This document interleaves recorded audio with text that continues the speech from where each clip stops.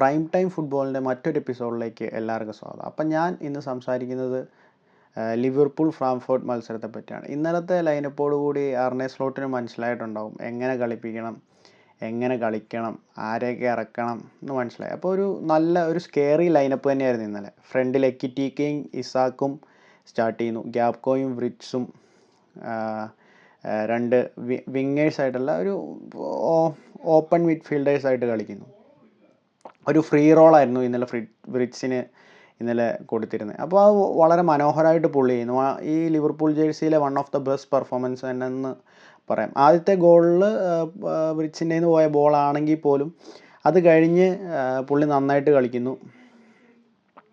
അപ്പം ആദ്യം നമ്മുടെ ഫ്രാങ്ക്ഫർട്ട് സ്കോർ ചെയ്യുന്നു, ക്രിസ്ത്യൻസൻ സ്കോർ ചെയ്യുന്നു. അതിനുശേഷം ലിവർപൂൾ നന്നായിട്ട് കളിക്കുന്നു, നന്നായിട്ട് പ്രസ് ചെയ്യുന്നു, നന്നായിട്ട് അറ്റാക്ക് ചെയ്യുന്നു. ഓൾവേസ് സോബോസ്ലൈ അവിടെ ഉണ്ട്. എപ്പോഴും മിഡ്ഫീൽഡിൽ നിന്ന് ബോൾ എടുക്കാനും പ്രസ് ചെയ്യാനും എല്ലാം ഉണ്ട്. സോബോസ്ലോയും കർട്ടിസ് ജോൺസും ഇന്നലെ മിഡ്ഫീൽഡ് നന്നായിട്ട് തന്നെയാണ്. കാരണം ഗ്രാവൻബർച്ച് ഇല്ല. അപ്പം അവർക്ക് അവിടെ വേണ്ടത് പ്രസ് റെസിസ്റ്റൻ്റ് ആയിട്ടുള്ള ഒരു മിഡ്ഫീൽഡറിൻ്റെ ആവശ്യമുണ്ട്. അപ്പം പ്രസ് റെസിസ്റ്റൻ്റ് ആയിട്ടുള്ള മിഡ്ഫീൽഡറിൻ്റെ ഒരു ലിവർപൂളിൻ്റെ ടാക്ടിക്സിന് ഏറ്റവും ഉചിതമായിട്ടുള്ള ഒരു കാര്യമാണ്.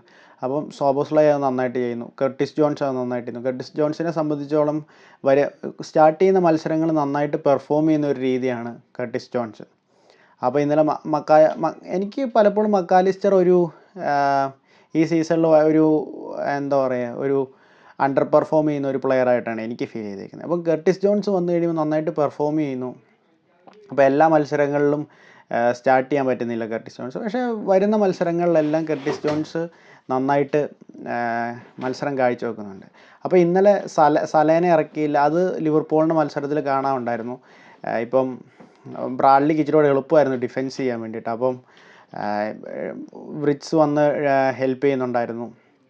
അപ്പോൾ അങ്ങനെ എല്ലാവരും വന്ന് ഡിഫെൻസീവ്ലി ഹെൽപ്പ് ചെയ്യുമ്പം വിങ്ങേഴ്സിനായാലും ഫ്ലോറിൻ വിറ്റ്സാണ് ഇന്നലെ ആ വിങ്ങിൽ കളിച്ചത്. അപ്പം ഡിഫെൻസിലേക്ക് ഇറങ്ങി വന്ന് ബ്രാഡ്ലിനെ ഹെൽപ്പ് ചെയ്യുന്നു. അപ്പോൾ ഇന്നലെ കെർക്കസ് അപ്പുറത്തെ ലെഫ്റ്റിൽ ഇറങ്ങിയില്ല. അതൊരു മെയിൻ ചേഞ്ച് ആയിരുന്നു. അപ്പോൾ അവരുടെ ആ മത്സരത്തിൽ ആൻഡി റോബർട്ട്സൺ ഒരു എക്സ്പീരിയൻസ് പ്ലെയർ വന്നതിന് ശേഷം നമുക്കത് മനസ്സിലാവും എത്ര മനോഹരമായിട്ടാണ് ലിവർപൂൾ കളിക്കുന്നതെന്ന്.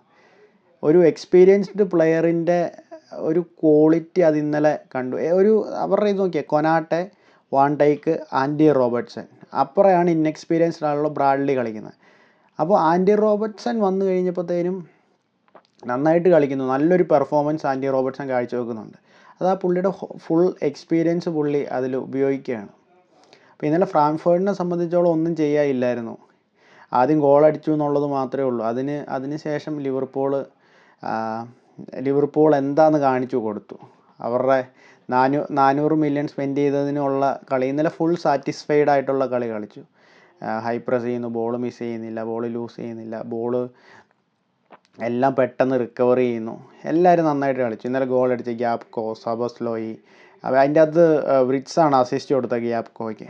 അപ്പോൾ എല്ലാവരും ഓൾറൗണ്ട് പെർഫോമൻസ് നോക്കുമ്പോൾ നമുക്ക് നന്നായിട്ട് ലിവർപൂളിൻ്റെ ഒരു തിരിച്ചുവരവെന്ന് തന്നെ പറയാം. 4 മത്സരത്തിന് ശേഷമാണ് ലിവർപൂൾ മത്സരം ജയിക്കുന്നത്.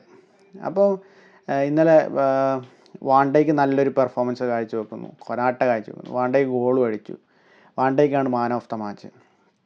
അപ്പോൾ നമുക്കിനി പ്രീമിയർ ലീഗിലേക്ക് വന്നു കഴിയുമ്പോൾ നമുക്ക് എങ്ങനെയാണെന്ന് അറിയത്തില്ല. അപ്പം ചാമ്പ്യൻസ് ലീഗ് എന്ന് പറയുമ്പോൾ ഡിഫറെൻറ്റ് ടീംസാണ്.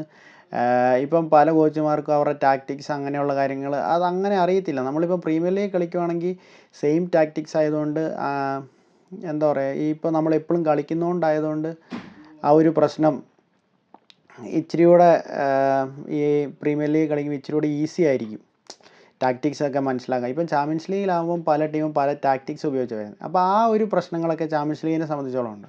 അപ്പോൾ ലിവർപൂൾ നന്നായിട്ട് കളിച്ചോ എന്ന് ചോദിക്കുമ്പോഴും കളിച്ചു എന്ന് പറയുമ്പോഴും നമുക്ക് പ്രീമിയർ ലീഗിലേക്ക് വരുമ്പോൾ എങ്ങനെയാണെന്നുകൂടെ നോക്കണം. ഈ ലൈനപ്പിൽ കളിക്കുമ്പം ലിവർപൂൾ നന്നായിട്ട് കളിക്കുന്നുണ്ടോ എന്നുകൂടെ നോക്കണം. പക്ഷേ എനിക്ക് മനസ്സിലായ ഒരു കാര്യം എന്ന് പറയുന്നത് ഇന്നലെ സ്ഥലം ഇല്ലാത്തപ്പോൾ ലിവർപൂളിൻ്റെ ആ ഒരു ടീമിൻ്റെ ആ സ്ട്രക്ചർ എന്ന് തന്നെ പറയുന്നത് ഒരു എന്താ പറയുന്നത്, ഇപ്പം ഗ്യാബ്കോയും റിറ്റ്സും ഒരു ഓപ്പൺ മിഡ്ഫീൽഡേഴ്സായിട്ട് കളിക്കുന്നു. ഇപ്പം ഫ്രണ്ടിൽ എക്കിറ്റീക്കയും ഇസാക്കും കളിക്കുന്നു, റൈറ്റും ലെഫ്റ്റ് അങ്ങനെ കളിക്കുന്നു. അപ്പം ഈ സലേനെ സംബന്ധിച്ചോളം ഈ സല ഡിഫെൻസീവ്ലി ഭയങ്കര വീക്കാണ്. അപ്പോൾ ഈ ബ്രാഡ്ലിക്ക് പലപ്പോഴും ബ്രാഡ്ലി പല മിസ്റ്റേക്കുകളും വരുത്തുന്നതെന്ന് പറഞ്ഞാൽ സല ഹെൽപ്പ് ചെയ്യുന്നില്ല. അത് അർണെ സ്ലോട്ട് അത് കറക്റ്റായിട്ട് അത് പിക്ക് ചെയ്തു. അപ്പോൾ ഈ തവണ ഫ്ലോറിയൻ വിർട്സിനെ ഇറക്കുന്നു.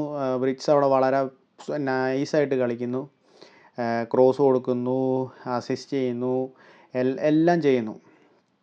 അപ്പോൾ അർണെ സ്ലോട്ടിന് മനസ്സിലായി അപ്പം സലേനെയും കൊണ്ട് പറ്റില്ല, ഇനി ഫുൾ ടൈം ഒന്നും കളിക്കാൻ പറ്റില്ല എന്ന് മനസ്സിലായി. പിന്നെ അർണെ സ്ലോട്ട് ഒത്തിരി കാര്യങ്ങൾ ചെയ്തു. ഗ്യാബ്കോനെ 70 മിനിറ്റ് ആയപ്പോഴത്തേന് വലിച്ചു. കിയസേനെ സെക്കൻഡ് ഹാഫിൽ തന്നെ ഇറക്കുന്നു. കിയസേനെ ഇറക്കിയതിന് ശേഷം കിയസ ഒന്ന് നന്നായിട്ട് ഹൈ പ്രസ് ചെയ്യുന്നു, ബോളെല്ലാം റിക്കവർ ചെയ്യുന്നു. വന്ന നിമിഷം തന്നെ ഓൾമോസ്റ്റ് സ്കോർ ചെയ്യാൻ വേണ്ടിയിട്ട് എത്തി. അപ്പം ലിവർപൂളിനെ സംബന്ധിച്ചോളം ലിവർപൂൾ ഒരു കോമ്പാക്റ്റ് ടീമായിട്ട് ചാമ്പ്യൻസ് ലീഗിൽ കാണുന്നുണ്ട്. പ്രീമിയർ ലീഗിലേക്ക് വരുമ്പോൾ നമുക്ക് നെക്സ്റ്റ് മാച്ച് കണ്ടു കഴിഞ്ഞാൽ മാത്രമേ പറയാൻ പറ്റുള്ളൂ. നമുക്ക് നെക്സ്റ്റ് മാച്ച് കണ്ടതിന് ശേഷം നമുക്ക് പറയാം. അപ്പം ലിവർപൂളിനെ സംബന്ധിച്ചോളം 3 പോയിൻ്റ് കിട്ടി. വാൻഡൈക്കും കൊനാട്ടയും വിർട്സും ആൻഡി റോബർട്ട്സണും എക്കിറ്റീക്ക എല്ലാം ഫോമിലേക്ക് വന്നു. അപ്പോൾ ഒരു നല്ല പെർഫോമൻസ് ചാമ്പ്യൻസ് ലീഗിൽ കാഴ്ചവെക്കാൻ ലിവർപൂളിന് സാധിച്ചു. അപ്പോൾ നിങ്ങളുടെ അഭിപ്രായങ്ങൾ പറയുക. ലിവർപൂളിൻ്റെ എന്താണ് ഈ ലൈനപ്പ് വെച്ച് പ്രീമിയർ ലീഗിൽ ജയിക്കാൻ പറ്റുമോ ഉള്ള നിങ്ങളുടെ അഭിപ്രായങ്ങൾ പറയുക. എല്ലാം കമൻറ്റിലൂടെ അറിയിക്കുക. ഈ വീഡിയോ ഇവിടെ അവസാനിക്കുകയാണ്. അപ്പം പ്രീമിയർ ലീഗ് പ്രിവ്യൂ ആയിട്ട് ഞാൻ വരുന്നതായിരിക്കും. Thank you so much.